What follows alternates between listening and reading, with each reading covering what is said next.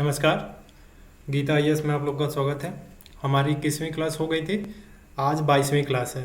ठीक है, बिना इधर उधर की बात किए हुए सीधे हम मुद्दे पे आते हैं कि आज हमें पढ़ना क्या है। हमने अभी तक जो भी पढ़ा सिगमंड फ्रॉइड का ईगो सुपर ईगो तक हो चुका था। अब हम इसके आगे पढ़ने जा रहे हैं एथिकल सिस्टम क्यों ज़रूरी है। सामने दिख रहा होगा, ये स्क्रीन पे देखिए, ये मैंने ये अंडरलाइन किया ना, ये एथिकल सिस्टम क्यों ज़रूरी है। एक सामान्य सी बात है कि एथिकल सिस्टम क्यों ज़रूरी है, सभी जानते हैं। एथिकल सिस्टम क्यों ज़रूरी है से पहले समझते हैं कि एथिकल सिस्टम क्या होता है। एथिकल सिस्टम का मतलब होता है कि एक नियम और एक सिद्धांत है। एक नियम है एक तरीके का जो हमारे जीवन को सही दिशा देता है। अब सवाल है कि हमारे जीवन को सही दिशा कैसे देता है। आप देखते होंगे कि आप जैसे आपके इलाके में बहुत सारे नगर निगम के सिस्टम होते होंगे, साफ़ सफाई का ध्यान रखते होंगे, एक सिस्टम बना हुआ है। सफाई करना एक एथिकल वैल्यू है। साफ सफाई रहेगा तो बीमारियां नहीं होंगी इस तरीके से। ठीक है, अगर मान लीजिए यही सिस्टम ना हो, कोई ध्यान न दे इस पे, तो क्या होगा, बहुत सारी गंदगी होगी, लोग ध्यान नहीं देंगे, पॉल्यूशन होगा बहुत ज़्यादा, इससे लोग बीमार पड़ेंगे। तो एक अनएथिकल सिस्टम बन गया है ये। तो हमें इसीलिए हमें एथिकल सिस्टम चाहिए ताकि सारी व्यवस्थाएं सही तरीके से चले, एक सुचारू रूप से सब लोग अपना जीवन जिए। इसके लिए एथिकल सिस्टम चाहिए, यही होता है एथिकल सिस्टम। अब सवाल है कि क्यों ज़रूरी है, क्या है। मैंने बताया कि नियम है, एक सिद्धांत है, और बताया कि जो हमारे जीवन को जो सही दिशा दिशा देगा वही एथिकल सिस्टम है। और उसमें एक एग्जांपल गंदगी वाला लिया। लेकिन क्यों, और एक आगे बढ़ते हैं कि क्यों ज़रूरी है। ये हमारे व्यवहार को नियंत्रित करता है, हमारा जो बिहेवियर होता है उसको कंट्रोल करता है, समाज में विश्वास और शांति बनाए रखता है एथिकल सिस्टम। बहुत सारे तरीके के एथिकल सिस्टम होंगे, जैसे ईमानदारी, सत्य बोलना, सफाई रखना। इन सब से क्या होता है, समाज में एक एथिकल सिस्टम तैयार होता है जिससे लोगों का आपस में भरोसा बनता है। ठीक है, तो हर व्यक्ति को सही रास्ता दिखाता है एथिकल सिस्टम। जो गांधी जी हैं, विवेकानंद हैं, इमैनुअल कांट है, अरस्तु है, ये सारे दार्शनिकों ने सिखाया है कि बिना नैतिकता के जीवन अधूरा रहता है। बिना एथिकल लाइफ के आपका जीवन अधूरा है। आपको यू मस्ट बी एथिकल। ठीक है, अनएथिकल जीवन किसी को मान लीजिए आप सिगरेट पी रहे हैं, सुबह सुबह उठे शराब की बोतल उठा लिया, और पूरी सोसाइटी में ऐसा ही कल्चर बना हुआ है, लोग उठ रहे हैं सुबह और शराब पी के रास्ते पे गिर पड़ रहे हैं। तो क्या होगा, एक अनएथिकल सिस्टम है कि कोई सिस्टम ही नहीं बनाया कि सुबह उठने के बाद क्या करना है। तो सारी दिनचर्या सेट की गई है, सभी को बताया गया कि सुबह उठने के बाद ये करना है। तो आप देखेंगे कि मास लेवल पे सभी लोग सुबह उठते ही पहले ब्रश करते हैं, फ्रेश होते हैं, ब्रश करते हैं, फिर ये सिस्टम बनाया गया है। उनके दिमाग में, ये ब्रेन में वॉश किया गया है कि आपको ऐसे ही रहना है। तो वो साफ़ सफाई मेंटेन करते हैं, सुबह उठते हैं, ब्रश करते हैं, नहाते हैं, नाश्ता करते हैं, फिर अपने काम पे जाते हैं। ये एक सिस्टम बना हुआ है जिसे एथिकल सिस्टम कहते हैं। क्या, ठीक है, ये इसीलिए हमें ज़रूरी है ताकि एक अराजक, एक अव्यवस्था न फैले। इसलिए एथिकल सिस्टम ज़रूरी है। केवल यहीं पे अप्लाई नहीं करेंगे, प्रशासनिक सेवाओं पे भी इसको अप्लाई करेंगे। और इसको जो है अपने पर्सनल लाइफ में, प्रोफेशनल लाइफ में, आपको अपने देश राज्य के स्तर पे इसको अप्लाई करना पड़ेगा। पुलिस विभाग बना हुआ है, सफाई विभाग बना हुआ है, रेवेन्यू डिपार्टमेंट बना है, बिजली डिपार्टमेंट बना है। सब क्या है, एथिकल सिस्टम, एक सिस्टम बना हुआ है सही तरीके से चलाने के लिए सब कुछ। ठीक है, तो इसे एथिकल सिस्टम क्यों ज़रूरी है। ठीक है, समझ में आ गया। अब इसी को हम एथिकल सिस्टम को ही अब आगे एक बढ़ेंगे, जो अब इंडियन फिलोसोफर्स हैं, है ना, उनके नज़रिए से देखेंगे। ये आपको पता ही होगा, महात्मा गांधी फेमस हैं इन्हीं सब चीज़ों के लिए। तो इंडियन फिलोसोफर है, और उनके नैतिक सिद्धांत क्या थे, एथिकल सिस्टम उन्होंने कैसे प्रमोट किया एथिकल होने के लिए। उन्होंने कहा कि एथिकल क्यों होना चाहिए, एथिकल होने से क्या होता है। उन्होंने बताया कि महात्मा गांधी जी का प्रिंसिपल तो वेल नोन है, सभी लोग जानते हैं कि क्या है, कि वो अहिंसा और सत्य को प्राथमिकता देते थे हमेशा, और कहते भी थे कि नैतिकता बिना अहिंसा और सत्य के संभव नहीं है। ठीक है, तो नैतिकता बिना अहिंसा और सत्य संभव नहीं है। ठीक है, तो बिना एथिकल हुए आप अहिंसक नहीं हो सकते, सत्य नहीं बोल सकते, तो आपको एथिकल होना पड़ेगा। ठीक है, समाज में शांति तभी होगी जब लोग एक दूसरे का सम्मान करेंगे।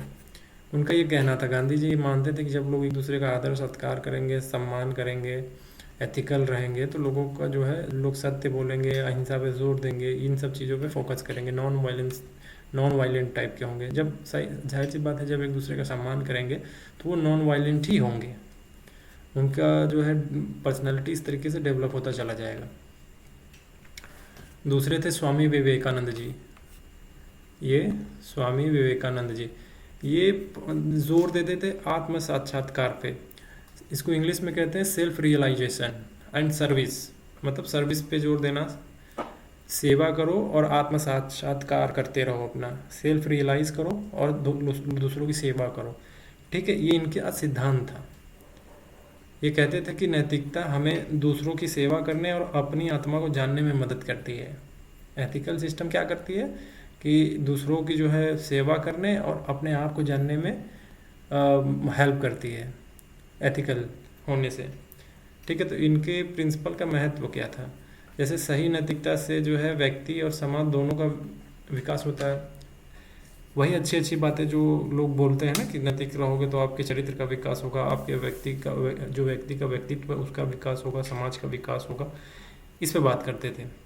ठीक है, लेकिन इससे पहले हम ये समझेंगे कि इनका जो आत्म साक्षात्कार या सेल्फ रियलाइजेशन है वो क्या है, मतलब क्या है उसका। ठीक है, हम उस पर फोकस करेंगे अब कि सेल्फ रियलाइजेशन का मतलब क्या होता है। इसका सीधा सा मतलब ये है कि अपने अपने भीतर झांक कर असली पहचान और उद्देश्य को समझ लेना।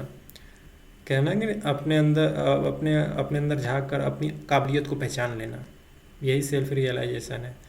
महात्मा बुद्ध जो है अपने एक जो है राजा थे, लेकिन उनका मन एक समय के बाद जो है राजशाही से हट गया। अब धीरे धीरे वो अंतर्मुखी होने लगे, अपने अंदर झांकने लगे कि मैं कौन हूँ, इस तरीके का सवाल उनके अंदर आने लगा। सबको कहानी पता है कि घर छोड़ चले गए, ज्ञान प्राप्त करने के लिए जंगलों में भटक रहे हैं, एक जगह बैठ के, मतलब क्या कर रहे हैं, अपने आप को जानने के लिए, सेल्फ रियलाइज़ करने के लिए कि मैं कौन हूँ, इसके लिए वो प्रयास कर रहे थे और अंततः उनको हुआ। तो इसका मतलब ये है, जो मैंने अभी सेल्फ रियलाइजेशन के बारे में बताया, उसका मतलब ये है कि यह समझना कि मैं असल में कौन हूँ, मेरी असली क्षमताएं, भावनाएं और उद्देश्य क्या है, और उसी के हिसाब से जीना, ये सेल्फ रियलाइजेशन है। समझ में, मैं कौन हूँ, मेरी क्षमता क्या है, मेरी भावनाएं कैसी हैं, मेरा जीवन का लक्ष्य क्या है, अगर लक्ष्य पता है तो उसके हिसाब से जीना, ये सेल्फ रियलाइजेशन है। और स्वामी विवेकानंद जी इसी पे जोर देते थे। ठीक है, एक एग्जाम्पल से सेल्फ रियलाइजेशन को एक दो एग्जाम्पल लेंगे, सिंपल, जिससे बातें और अच्छे से स्पष्ट हो जाए। ठीक है, एक नौकरी है, एक पेंशन है, दो वर्ड तो सुना ही होगा, नौकरी और पेंशन, जिसका देश में मारा मारी है हमेशा। तो क्या होता है कि कोई लड़का जो है सिर्फ पैसे के लिए इंजीनियर बन जाता है। कोई एक लड़का है, एक्स लड़का मान लीजिए, या राहुल नाम का कोई लड़का है, पैसे कमाने हैं उसके, लेकिन वो पैसे के लिए इंजीनियर बन जाता है। ठीक है, लेकिन समय के साथ उसे एहसास हो जाता है कि उसका जो असली शौक है जो है वो राइटिंग में है, लेखन में वो ज़्यादा अच्छा सहज महसूस करता है, न कि इंजीनियर में। ठीक है, जब वो लिखने लगता है और भीतर जब वो इस अपने पैशन को फॉलो करने लगता है, नौकरी बनाम पेंशन नहीं बोला मैंने, नौकरी बनाम पैशन, सॉरी पैशन होगा, पेंशन बोल दिया, पैशन होगा। ठीक है, जब वो लिखने लगता है तो भीतर से संतोष पाता है। ठीक है, तो ये सेल्फ रियलाइजेशन है। उसको, वो पैसे के लिए इंजीनियर बना, लेकिन फिर उसे लगा कि मेरा जो क्षमताएं हैं, जो मेरा मन करता है अंदर से, वो लिखने में ज़्यादा अच्छा लगता है। तो लोग उस पर फोकस करते हैं, तो उस पर जब अच्छे से फोकस किया, जब अच्छे से उसको राइटिंग करने लगा, तो उसको अंदर से आत्मसंतोष महसूस हुआ। ठीक है, तो यही सेल्फ रियलाइजेशन है। जब अपनी क्षमताओं को पहचान लेना, फिर उस पर काम करने लगना, फिर आपको संतुष्टि महसूस होती है, तो ये सेल्फ रियलाइजेशन का एग्जाम्पल है। ठीक है, अब एक एग्जाम्पल भगवत गीता का ले लेते हैं सेल्फ रियलाइजेशन के लिए। भगवत गीता का जो अर्जुन है, महाभारत में अर्जुन युद्ध छोड़ना चाहते हैं, सामने देखते हैं कि भीष्म पितामह जो उन्होंने गोद में खिलाया था अर्जुन को, उनके गुरु द्रोण उनके सामने खड़े हैं, उनका भाई खड़ा है, सारे लोग, तो थोड़ा मोह में पड़ जाते हैं कि यार ये इनको मारना पड़ेगा।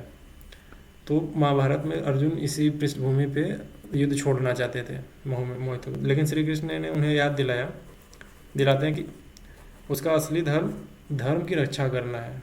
धर्म का मतलब मैंने बताया था ना कि जब अव्यवस्था फैल जाए तो व्यवस्था बनाने के लिए, मतलब धर्म की स्थापना के लिए, अब यदा यदा ही धर्मस्य वाला जो वहाँ पे समझाया था रेफरेंस क्लास में, आप देखेंगे पीछे क्लास में तो आपको समझ में आएगा।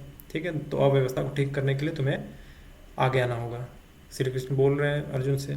ठीक है, जब अर्जुन ये समझ जाते हैं कि जब समझ जाते हैं ये कि हाँ ठीक है श्री कृष्ण सही बोल रहे हैं, इनकी बात माननी चाहिए, क्योंकि मैं थोड़ी देर के लिए थोड़ा सा मोहग्रस्त हो गया था, लेकिन ये अव्यवस्था मुझे ठीक करनी होगी। जब उनको ये रियलाइज़ होता है तो यही होता है सेल्फ रियलाइजेशन। ठीक है, तो रियलाइज़ करते हैं कि नहीं, अगर मैं यहाँ पे थोड़ा कमज़ोर पड़ गया तो दिक्कत हो जाएगी। तो वो कमज़ोर नहीं पड़े, उनको सेल्फ रियलाइजेशन हुआ और उन्होंने कौरवों की भीड़ में सबको ख़त्म कर दिया।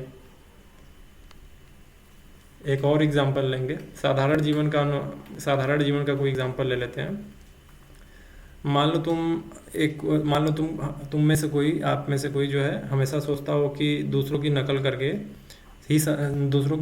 ही हम सफल हो सकते हैं। ठीक है, लेकिन एक दिन आपको एहसास होता है कि आपकी ज़िंदगी जो है, आपकी जो ज़िंदगी है, अब आप अलग तरीके से, क्रिएटिव तरीके से सोच सकते हैं, न कि किसी और की तरह।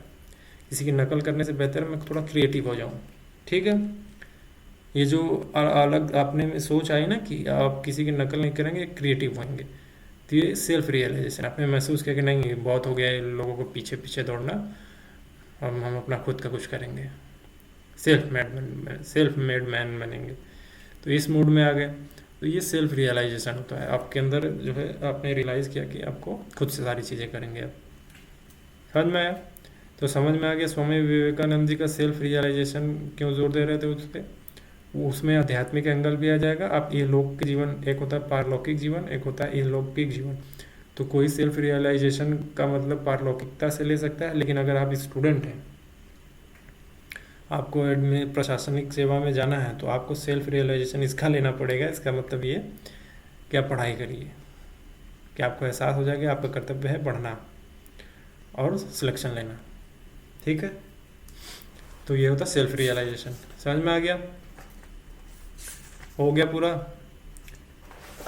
ये इंडियन फिलोसफर्स थे, जैसे महात्मा गांधी फेमस है, स्वामी विवेकानंद जी का जो है आत्म साक्षात्कार और सर्विस, जो उनका सिद्धांत है, ये बहुत फेमस है। महत्व क्या है इसका? कि इससे समाज का विकास होता है, व्यक्ति के व्यक्तित्व का विकास होता है। ठीक है, हम पश्चिमी दार्शनिक भी लेंगे, ऐसा नहीं है कि बैलेंस रखेंगे, इंडियन फिलोसफर और वेस्टर्न फिलोसफर। हम पढ़ेंगे इमैनुअल कांट, ये जो मैं देखिए स्क्रीन पे देखिए, मैं जो ये कलर कर रहा हूँ ना, इमैनुअल कांट, ये पढ़ने जा रहे हैं। ठीक है, इमैनुअल कांट का एक प्रिंसिपल था कर्तव्यवाद, डीओंटोलॉजी। मैंने बहुत, आप देखेंगे तीसरे चौथे क्लास में मैंने एक्सप्लेन किया हुआ है ये सब। तो जो अभी बैठ के देख रहे हैं बीच से, जाके आप पहले वीडियो से देखिए।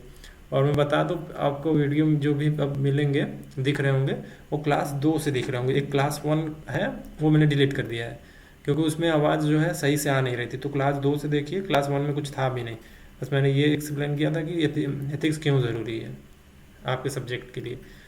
ठीक है, तो क्लास 2 से देखेंगे और अच्छे से समझ में आएगा उसमें भी। वही मेन क्लास 2 से ही शुरू हुआ है, और दूसरी और क्लास 1 तो ऐसे ही था बस। ठीक है, तो इमैनुअल कांट का प्रिंसिपल था डीओंटोलॉजी, कर्तव्यवाद, जिसमें वो कैटेगोरिकल इम्पेरेटिव की बात करते थे। ठीक है, अब सवाल है कि कैटेगोरिकल इम्पेरेटिव क्या होता है, ये क्या होता है? जो अंडरलाइन कर रहा हूँ स्क्रीन पे देखिए, ये क्या होता है? ठीक है, सुनने में ज़्यादा फोकस करिए, लिसनर बनिए। अच्छा, जो मैं लिख रहा हूँ, मैं मतलब लिख तो नहीं रहा हूँ, लिखा हुआ है सामने, लेकिन मैं समझा रहा हूँ, बस एक्सप्लेन कर रहा हूँ, तो जो मैं बोल रहा हूँ उसको सुनिए ज़्यादा। ठीक है, कैटेगोरिकल इम्परेटिव का मतलब ये है कि ऐसा काम करो जो सार्वभौमिक नियम बन सके। आप कोई ऐसा काम करो जो वो यूनिवर्सल लॉ बने। ठीक है, ऐसा कोई काम मत कर दो कि लोग आपको उल्टी सीधी बातें बोलें। अब ऐसा कौन सा काम है जो आप करेंगे तो यूनिवर्सल लॉ हो जाएगा? जैसे हेल्प करिए, मदद करिए लोगों की, तो ये जो मदद करने वाला वैल्यू है वो यूनिवर्सल वैल्यू बनेगा, लॉ बनेगा। चोरी मत करिए, चोरी ना करना। ठीक है, ये है कैटेगोरिकल इम्पेरेटिव। ठीक है। अब महत्व क्या है, इनके सिद्धांत का महत्व क्या है, ठीक है। इनके सिद्धांत का महत्व है कि जो नैतिक नियम है वो सार्वभौमिक होने चाहिए, जो भी एथिकल रूल है, एथिकल सिस्टम है, वो यूनिवर्सल होने चाहिए। चोरी न करना, लोगों की मदद करना, सत्य बोलना, हिंसा रखना, नॉन वायलेंस, बायलैटरल टॉक होना चाहिए, मल्टीलैटरल टॉक होना चाहिए। ये इंटरनेशनल वर्ड सुनते होंगे आप, तो इसका मतलब यही है। इनके जो प्रिंसिपल का महत्व यही है कि कैटेगोरिकल जो इम्पेरेटिव है ये यही महत्व है कि जो नैतिक नियम है ये यूनिवर्सल होना चाहिए, सार्वभौमिक होना चाहिए, सबके लिए एक जैसा होना चाहिए। तो सही बात है, चोरी करना एक देश में गलत है तो दूसरे देश में भी गलत है, ठीक है। मर्डर करना एक दूसरे देश में गलत है तो दूसरे देश में भी गलत है। समझ में आया? तो कैटेगोरिकल इम्पेरेटिव समझ में आया कि सार्वभौमिक, आप ऐसा कोई काम करें जो सार्वभौमिक नियम बन सके, वो समझ में आया? हेल्प करना, झूठ न बोलना, परिवार को साथ में लेके चलना, दूसरे देशों का सम्मान करना, जिससे लोग आपसे इंस्पायर हों, ठीक। अब हम अरस्तु को पढ़ेंगे। इनको अरिस्टोटल बोलते हैं।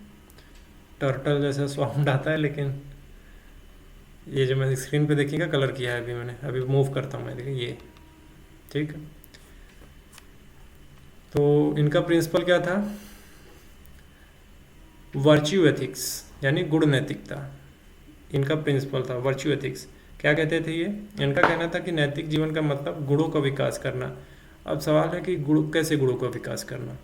तो ये है, कहते थे कि मतलब कैसे गुणों का विकास करने से मतलब ये है कि ईमानदारी, साहस, संयम, ऐसे गुणों का विकास करना, यही है वर्च्यू एथिक्स। समझ में आया? तो जब इन ऐसे गुणों का विकास होगा तो नैतिकता केवल नियम नहीं बल्कि आदत और चरित्र का विकास होने लगेगा, ठीक है। जब ऐसे गुण डेवलप होंगे तो जो है केवल नियम नहीं रहेंगे ये, बल्कि आपके आदत के हिस्से बन जाएंगे, आपके चरित्र का विकास होने लगेगा इनसे। समझ में आया? तो वर्च्यू एथिक्स से क्या होता है?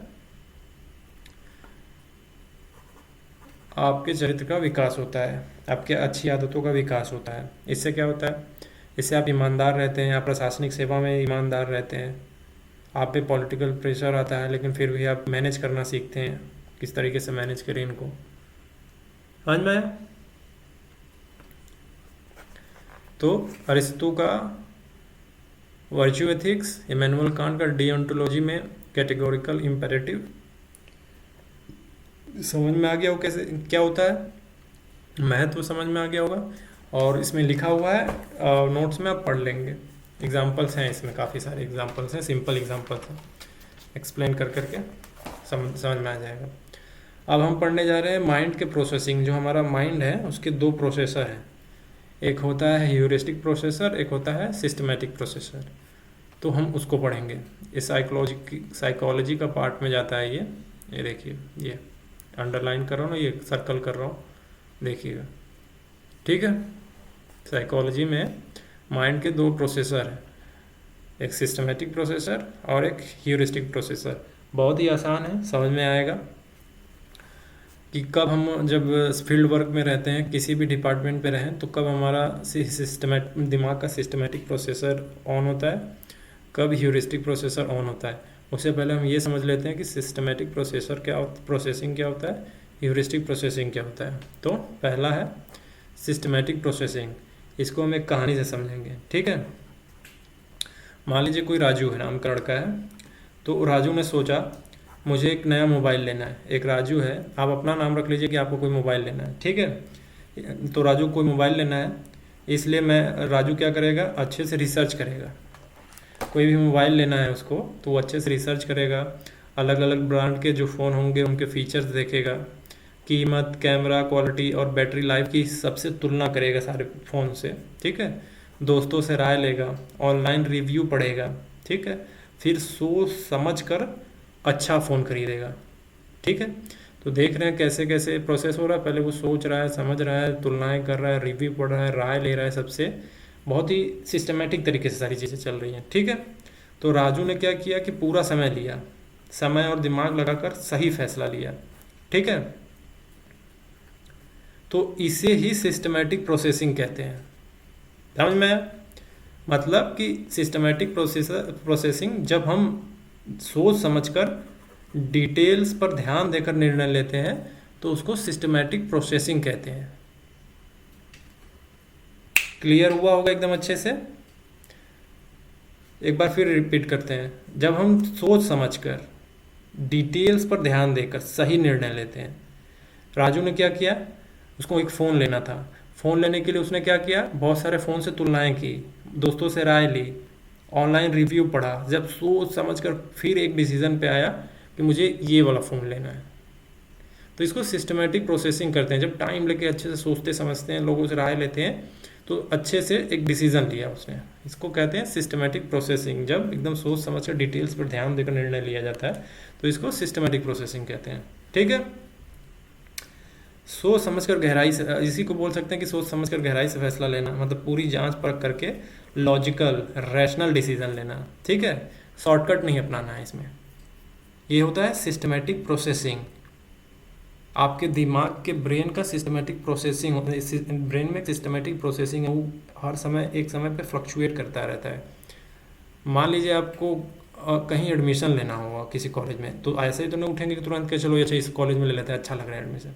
ठीक है, ऐसा तो नहीं करेंगे। पता करेंगे कौन सा कॉलेज है, किस तरीके का कॉलेज है, कहाँ क्या पढ़ाया जाता है, सारा विषय जांचेंगे, सब कुछ देख के कि कॉलेज अच्छा है, पढ़ाई होगी कि नहीं होगी, आपका फ्यूचर सिक्योर होगा कि नहीं होगा, वहाँ सारी चीज़ें देख के करेंगे ना। तो इसका मतलब ये है कि आप इस समय सिस्टमेटिक प्रोसेसिंग में हैं, आप सारी चीज़ें देख रहे हैं, तुलनाएं कर रहे हैं सबकी।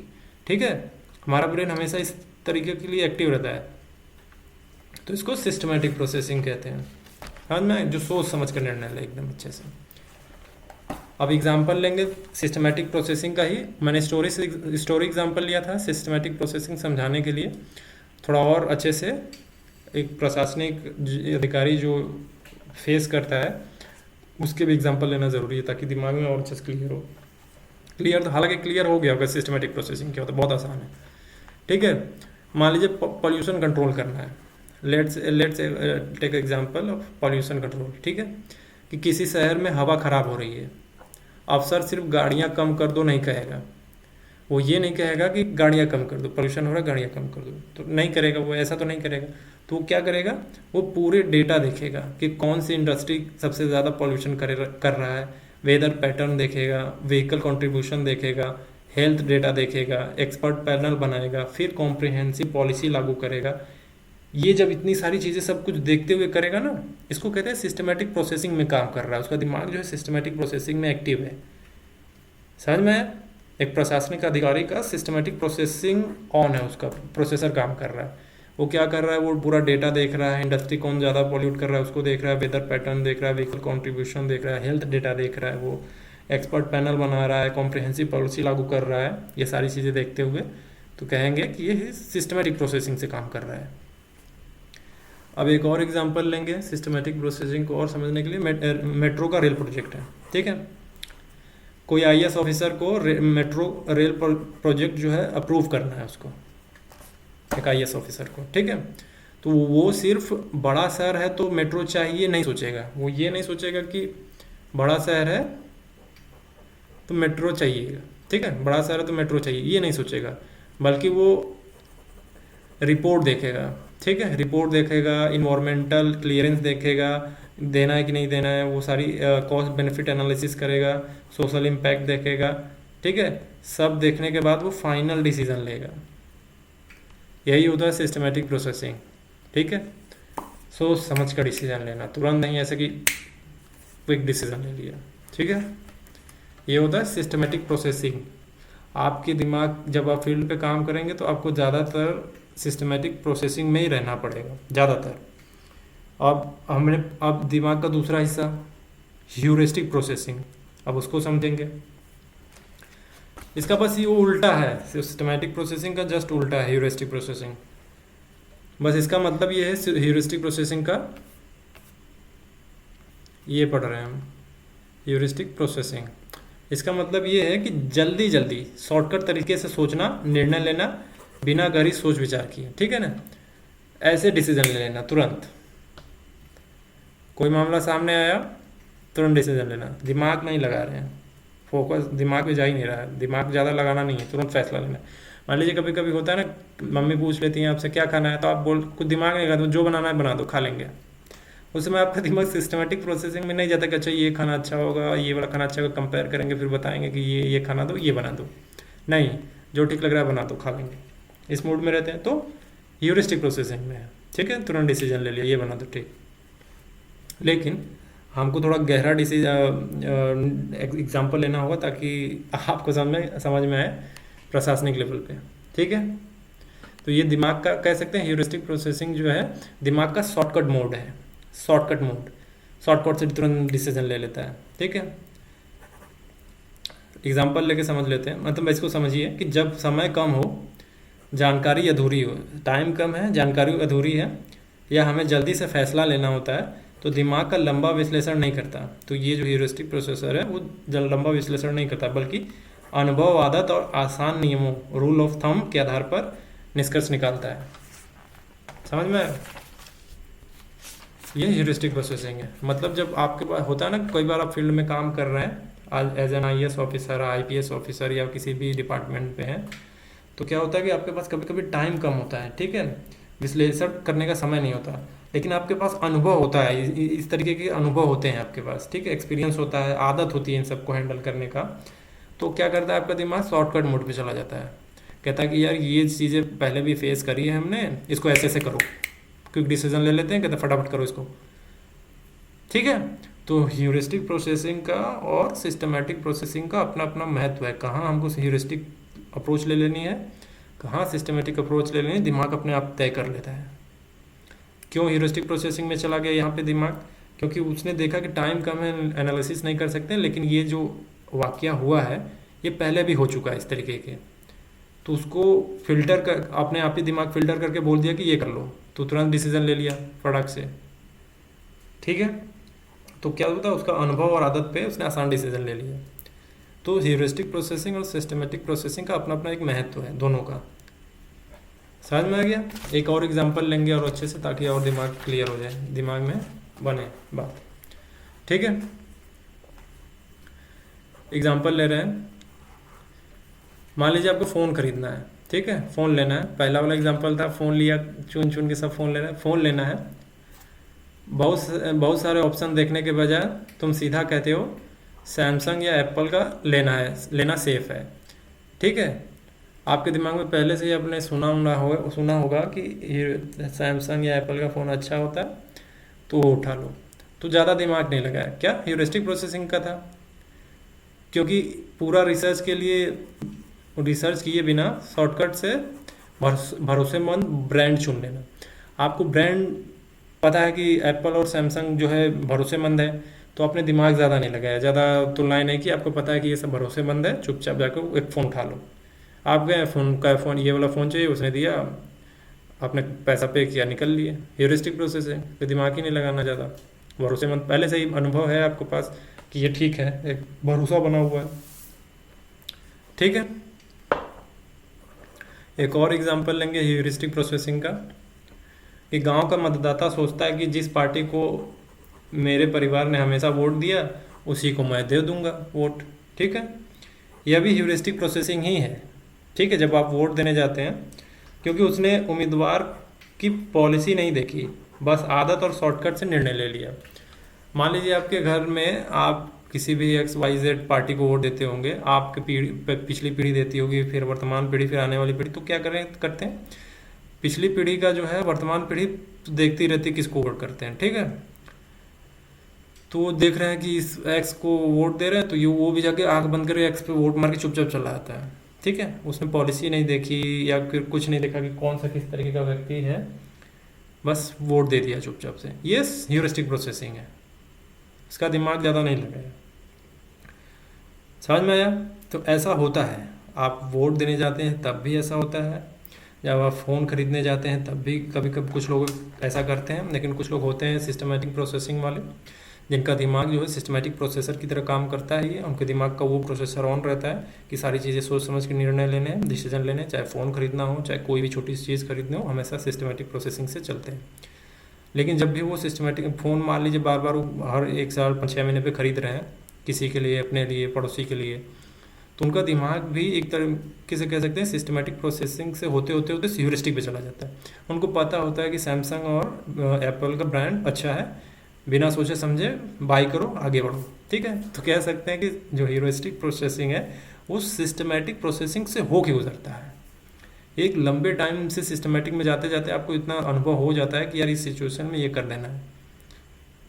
ठीक है, तो अनुभव के आधार पर आप तुरंत डिसीजन ले लेते हैं, लेकिन दोनों का अपना महत्व है। ठीक है, समझ में आया होगा। लेकिन एक और एग्जांपल लेंगे ह्यूरिस्टिक प्रोसेसर का, ये प्रोसेसिंग का, आपके दिमाग का, ब्रेन का, एक न्यूज़ का लेंगे। ठीक है, एग्जांपल है कि अगर हम अखबार पढ़ रहे हैं, ठीक, हम हेडलाइन पढ़कर ही पूरा सच मान लेते हैं। होता है ऐसा कि हेडलाइन पे ऊपर लिखा हुआ है कि भारत देश के प्रधानमंत्री जो है हवा में उड़ रहे हैं, तो आपको लगा कि शब्द सा पढ़ लिया आपने, आपको लगा सच में हवा में उड़ रहे हैं क्या, और आपको पुराना टीवी पे उनका इंटरव्यू याद आ जाता है कि वो मतलब बायोलॉजिकल नहीं है, तो आपको लगता है कि सच में तो अवतार नहीं हो गए, उड़ रहे हैं। फिर जब आप हेडिंग पढ़ के सीधे सच मान लेते हैं कि सच में उड़ रहे हैं, तो आप क्या है, ह्यूरिस्टिक प्रोसेसिंग में है। लेकिन जब आप अंदर जाके खबरें पढ़ेंगे तो उसका सेंस ये था कि हवा में उड़ रहे हैं का मतलब है कि बहुत ज़्यादा जो है जुमलेबाजी कर रहे हैं वो। ठीक है, एक से एक बोल रहे हैं कि ये हो जाएगा, वो हो जाएगा, इस तरीके से करेंगे, अमेरिका बना देंगे, चाइना एकदम मतलब राम राज ला देंगे। लेकिन सच में होता नहीं है ऐसा। ठीक है, तो जो आपने हेडिंग पढ़ी कि हवा में उड़ रहे हैं, तो आपने शब्दशः पकड़ के आपने सोच लिया कि वो जो है सच में हवा में उड़ रहे हैं, तो ये ह्यूरिस्टिक प्रोसेसिंग में चले गए। आपने पूरी खबर नहीं पढ़ी, आपने अपना दिमाग लगा दिया बस थोड़ा सा, जो कि था नहीं। ठीक है, तो यहाँ पे ह्यूरिस्टिक प्रोसेसिंग है क्योंकि डिटेल एनालिसिस नहीं किया आपने अंदर की खबरें नहीं पढ़ी, बस हेडिंग पढ़ा और आगे बढ़ गया। समझ में आया? तो बस यही कहना है कि अपना, ये दोनों का अपना महत्व है। जब ज़रूरी हो तो बड़ा या महंगा फैसला लेना होता है तो सिस्टमेटिक प्रोसेसिंग बेहतर होता है, जबकि जल्दी फैसला लेना हो या कम जानकारी हो तो ह्यूरिस्टिक प्रोसेसिंग का तरीका काम आता है। ठीक है, आपको ये समझ में आ गया होगा कि सिस्टमेटिक प्रोसेसिंग क्या होता है, आपको ये समझ में आ गया होगा कि ह्यूरिस्टिक प्रोसेसिंग क्या होता है, प्रशासनिक सेवा में कब ह्यूरिस्टिक प्रोसेसर एक्टिव हो जाता है, कब सिस्टमेटिक प्रोसेसर ऑन हो जाता है, चाहे घर में हो, चाहे इंडिविजुअल लेवल पे हो, चाहे प्रशासनिक किसी डिपार्टमेंट में, इस देश में हो, दूसरे देश में हो, पृथ्वी से बाहर हो, कहीं भी हो, ब्रेन आपके साथ है तो आपके साथ ह्यूरिस्टिक और सिस्टमेटिक प्रोसेसर चलेगा आपके साथ जब तक आप बायोलॉजिकल हैं। ठीक है, समझ में आया? ये हो गया। अब हमें पढ़ना है कि जो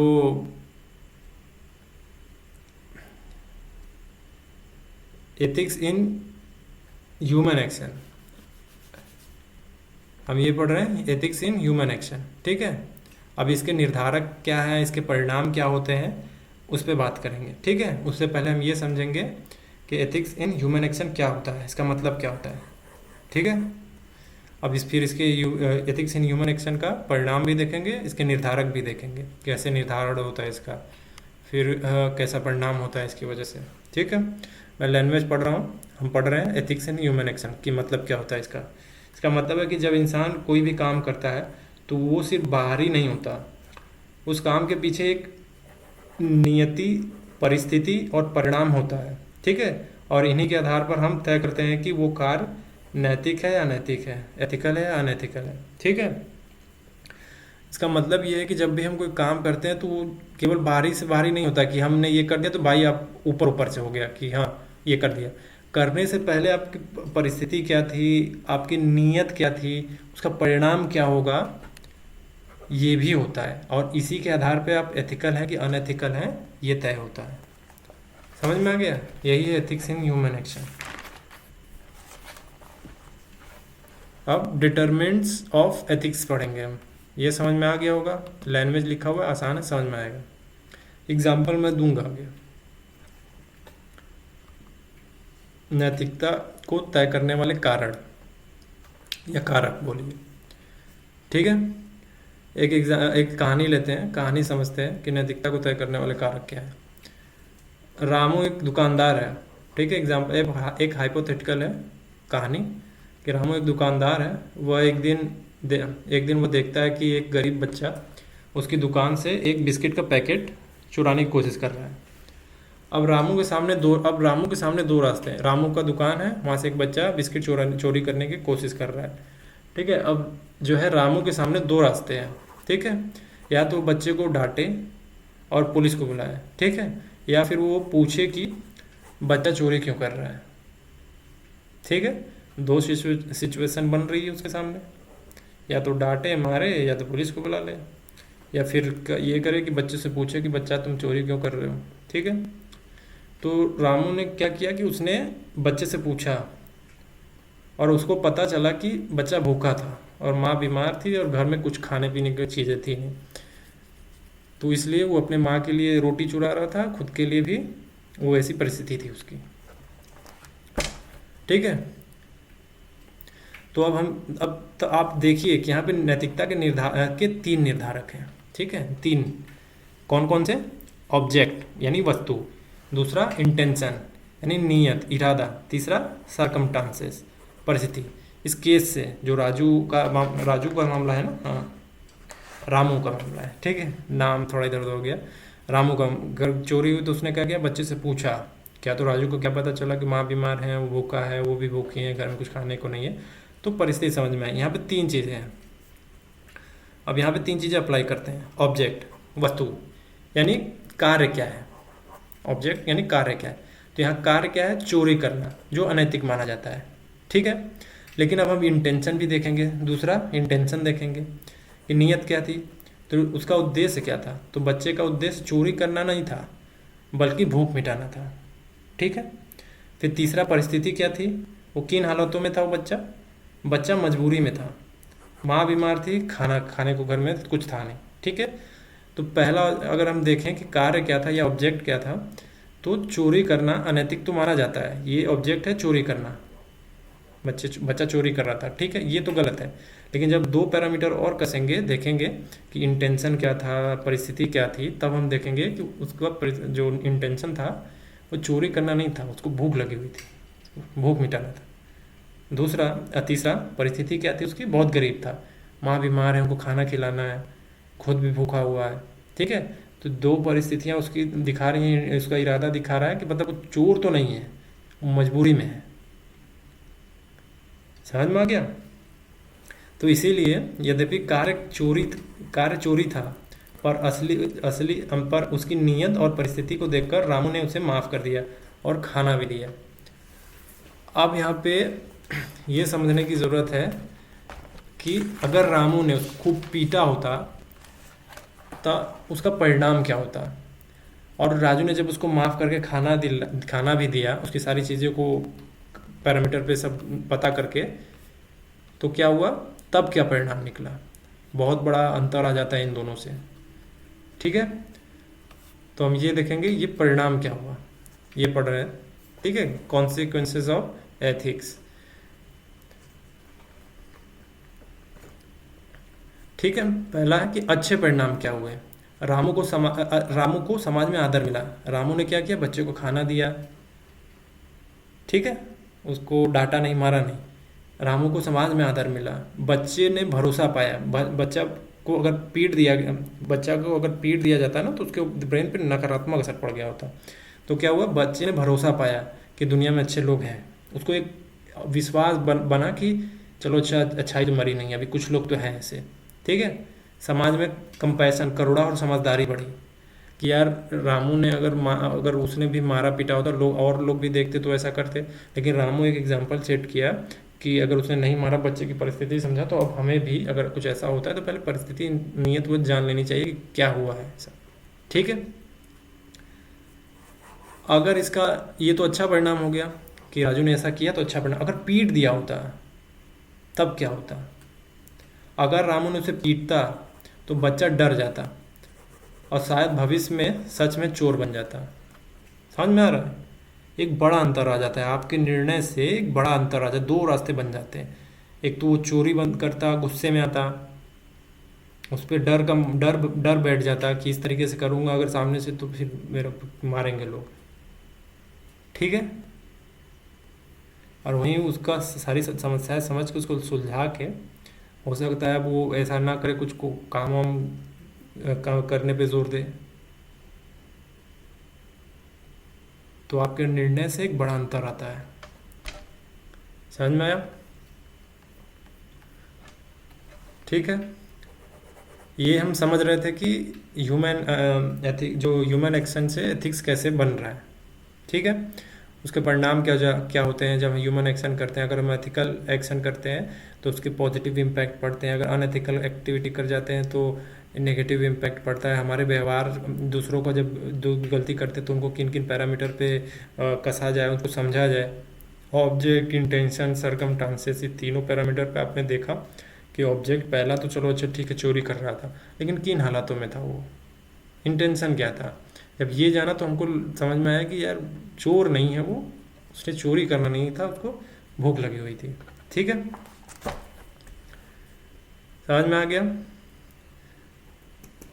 अब हम प्रसिद्ध विचारक हैं उनको पढ़ेंगे इसी परिस्थिति में कि जो हमारा एथिक्स इन ह्यूमन एक्शन है उससे रिलेटेड, ठीक है।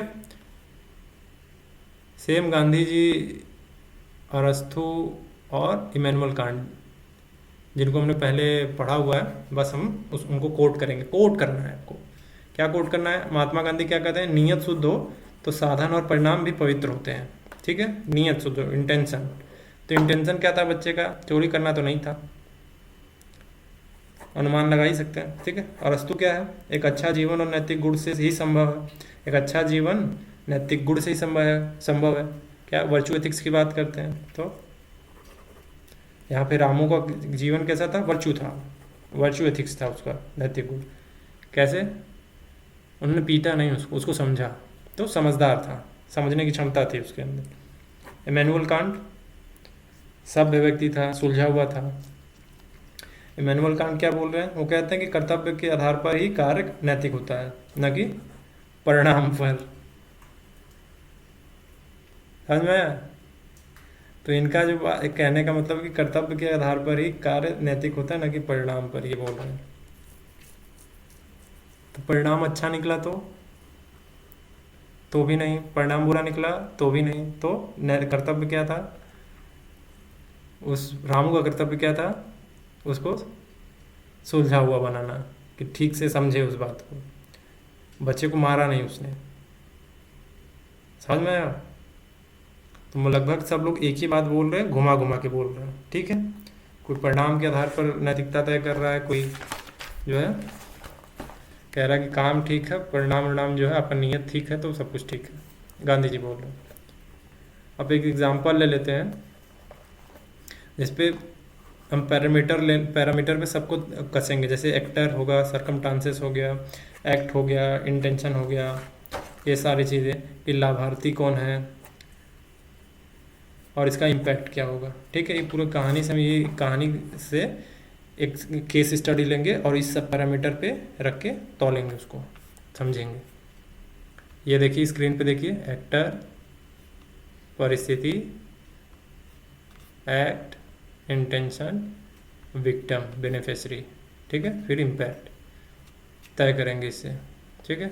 एथिक्स इन ह्यूमन एक्शन को और भी ज़्यादा स्पष्ट समझने के लिए, और हम actor, intention, circumstances, victim, beneficiary और इम्पैक्ट को, इन बिंदुओं पर को शामिल करके हम देखेंगे कि एथिक्स जो आपका ह्यूमन एक्शन होते हैं कितने एथिकल है, कितने अनएथिकल है, ठीक है। तो एक्टर कौन है यहाँ पे? सरिता है। मान लीजिए सरिता है, कोई एक्टर है, एक सरकारी स्कूल की अध्यापिका है, वह ईमानदार है और दयालु है और रिस्पॉन्सिबल है, सरिता, ठीक है। परिस्थिति क्या है?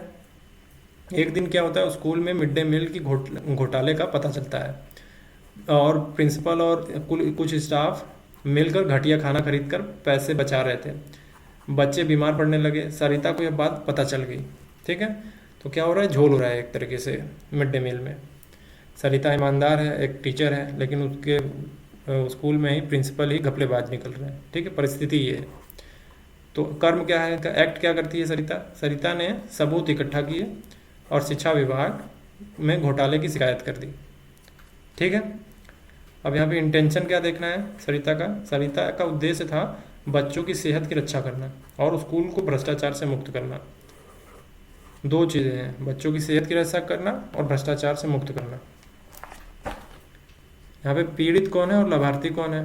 पीड़ित है बच्चों का जो खराब हो रहा, बच्चे जो है जो खराब खाना खा रहे हैं वो पीड़ित हैं बच्चे। लाभार्थी कौन है? पूरे स्कूल के बच्चे और समाज, जिन्हें आगे अच्छा भोजन और ईमानदार व्यवस्था मिलेगी। समझ में आया? यहाँ पीड़ित भी बच्चे हैं, लेकिन जब इस पे एक्शन ले लिया जाएगा, सारी चीज़ें ठीक हो जाएंगी, तो लाभार्थी भी यही होने वाले हैं।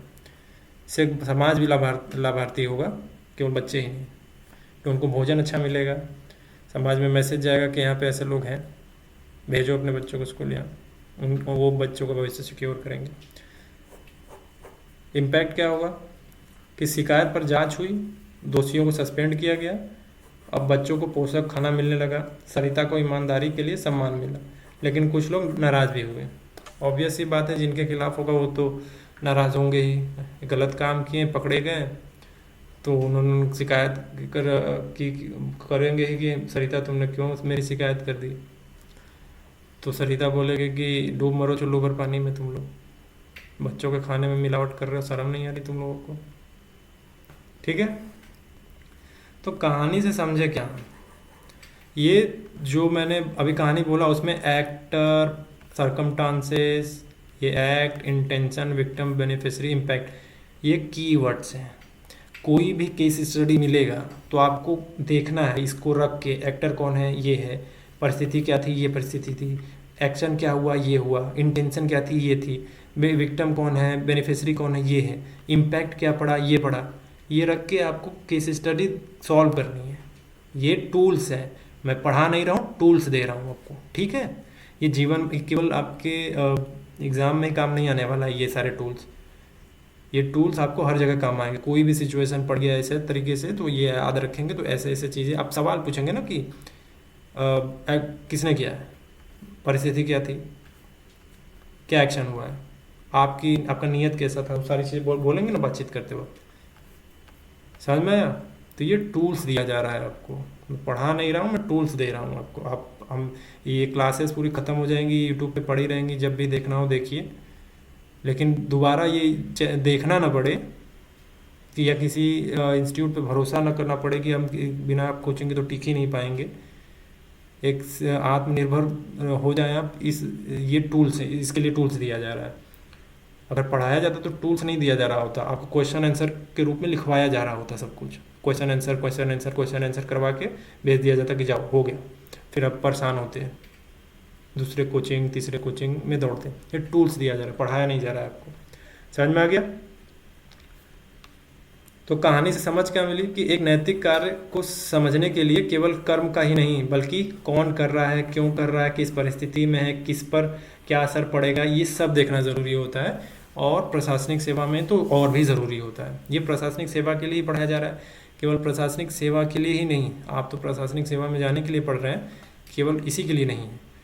किसी भी घर में हो रहा है इस तरीके की चीज़ें हो रही हैं, तो आपको इस पैरामीटर्स पे तौलना पड़ेगा, देखना पड़ेगा कौन करा, क्यों करा, ये सारी चीज़ें आपको देखना पड़ेगा। कौन कर रहा है, क्यों कर रहा है, किस परिस्थिति में था, किस पर क्या असर पड़ेगा, उसका ब्रेन ठीक है कि नहीं है, मेंटल प्रेशर में तो नहीं कर बैठा होता है ना, प्रेशर में रह जाते हैं तो अफरा तफरी पागल वाली हरकतें कर बैठते हैं, तो वैसा तो नहीं है। ये आप प्रशासनिक सेवा में भी देखेंगे। आप किसी भी डिपार्टमेंट में रहें, आप किसी न किसी सिचुएशन में, ऐसे सिचुएशन में आ जाते हैं कि आपको एक डिसीज़न लेना पड़ता है। चाहे आप चपरासी हो, चाहे आप चपरासी न हो, चाहे आप आम आदमी हो, आप कहीं भी हो, आपको इन सिचुएशन से जूझना ही पड़ता है, किसी न किसी रूप में वो सामने आता है। ठीक है, तो ये टूल्स हैं। एथिक्स का क्लास केवल यूपीएससी वालों के लिए नहीं है, एथिक्स फॉर ऑल, ये सभी के लिए। आंख बंद करके कॉपी कलम लेके कोई भी बैठ के पढ़ सकता है आराम से। ठीक है, जिसको अपना जीवन बेहतर बनाना है, सारी चीज़ें देखने का शौक़ है कि अगर हम किसी चीज़ को देखते हैं तो उसको क्रिटिकली एनालाइज कर सकते हैं कि नहीं कर सकते हैं, वो क्षमता पाने के लिए आप एथिक्स का पढ़ सकते हैं। लेकिन पढ़ाने वाले उस तरीके से होने चाहिए ताकि आपको ये टूल्स दे पाए कि अगर कोई भी एक सिचुएशन आ जाए, बना बनाया सिचुएशन तो नहीं चाहिए, कोई भी ऐसा सिचुएशन, तो टूल्स हमारे पास हो, हमारे पास वो हथियार हो जिससे हम निरीक्षण कर सके सारी चीज़ों का। ठीक है, तो ये सारे टूल्स हैं। ठीक है, आई रिपीट, मैं आपको पढ़ा नहीं रहा हूँ, आपको टूल्स दे रहा हूँ। हर एक क्लास में आपको टूल्स ही दिए जा रहे हैं। शुरू से अंत तक आप जितने भी क्लास देखें उसमें आपको टूल्स ही मिले हैं, कोई भी ज्ञान नहीं दिया गया है, बस उसको सही तरीके से इस्तेमाल करना है। ठीक है, आज के लिए इतना ही रहेगा, आज के लिए इतना ही रहेगा। ये हो गया, आपको पीडीएफ डिस्क्रिप्शन में मिल जाएगा, लिंक भी सारी चीज़ें मिल जाएंगी। मैं पीडीएफ छोटे छोटे क्लासेस का नहीं दे रहा हूँ, मैं एक साथ बल्क वाला ही पीडीएफ लगा रहा हूँ ताकि एक ही बार डाउनलोड कर लें, बार बार डाउनलोड करने की ज़रूरत नहीं पड़े। ठीक है, पूरे क्लास का, आने वाली क्लासेस का भी जो बीत चुके हैं उन सब का भी कंपाइल करके अपलोड कर रहा हूँ हर वीडियो में डिस्क्रिप्शन में नीचे मिलेगा। ठीक है, तो thanks for watching Geeta IAS, धन्यवाद।